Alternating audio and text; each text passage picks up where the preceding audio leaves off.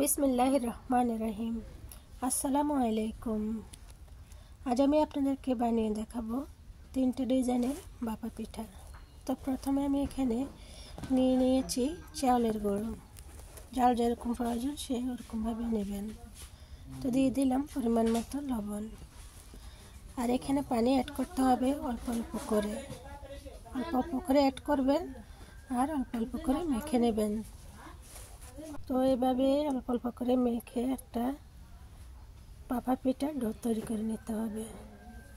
পিঠার ডোটা এমন হবে যেন বেশি শুকনাও না, একদম ভেজা ভেজাও না।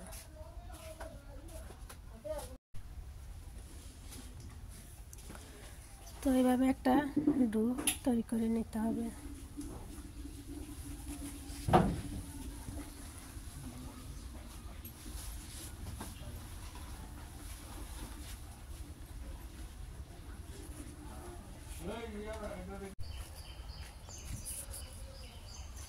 তো আমি সবগুলো ডো ভালো করে চেপে চেপে রেখে দেব। তো এভাবে আমি ফিরে আসবো 2 ঘন্টা পর। এদিকে আমি পিঠার ডোগুলো ভালোভাবে ছেলে নিয়েছি। এখন আমি একটা ছাঁকনির সাহায্যে পিঠাগুলো কীভাবে বানাচ্ছি একটু দেখে শিখে নিতে হবে। তো প্রথমে আমি কিশমিশ দিয়ে একটা ডিজাইন করে নেব।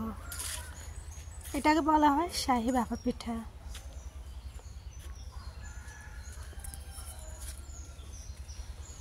এই যে দেখুন, খুব সুন্দর একটা ডিজাইন হয়ে গিয়েছে।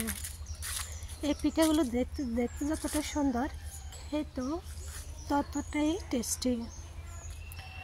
তো আমি একটা পাতিলে পলিথিন লাগিয়ে ভালোভাবে এয়ারটাইট করে বেঁধে নিয়ে একটা ছিদ্র করে দিয়েছি। এর উপরে ছাঁকনি দিয়ে দিয়েছি।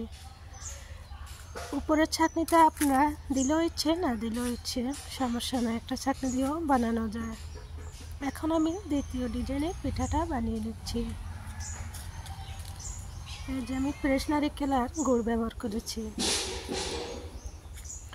যেহেতু পিঠাগুলো বড়, তাই 2টা ধাপে আমি গুড় দিয়ে দিয়েছি যেন পিঠাগুলো খেতে খুবই টেস্টি হয়। তো আমার রেসিপিগুলো যদি ভালো লেগে থাকে তাহলে অবশ্যই কমেন্ট করে আমাকে জানাবেন। এই যে আমি আরও একটা পিঠা বানিয়ে নিচ্ছি। আসলে এই পিঠাগুলো যদি আপনারা বাসায় তৈরি করে খান তাহলে বুঝতে পারবেন কতটা টেস্টি হয়।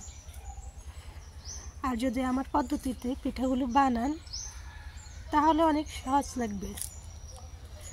এই যে দেখুন, সবগুলো পিঠা আমার বানানো হয়ে গিয়েছে। এই পিঠাগুলো রেখেও খেতে পারবেন, মানে যখন খাবেন তখন একটু গরম করে নিলেই আগের মতো নরম তুলতুলে হয়ে যাবে। এই যে আমার 2টো ডিজাইনের পিঠা। এই যে দেখুন, পিঠাগুলো কত সুন্দর হয়েছে।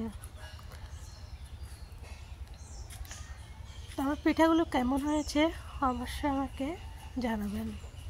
ভালো থাকবেন সবাই। আল্লাহ হাফেজ।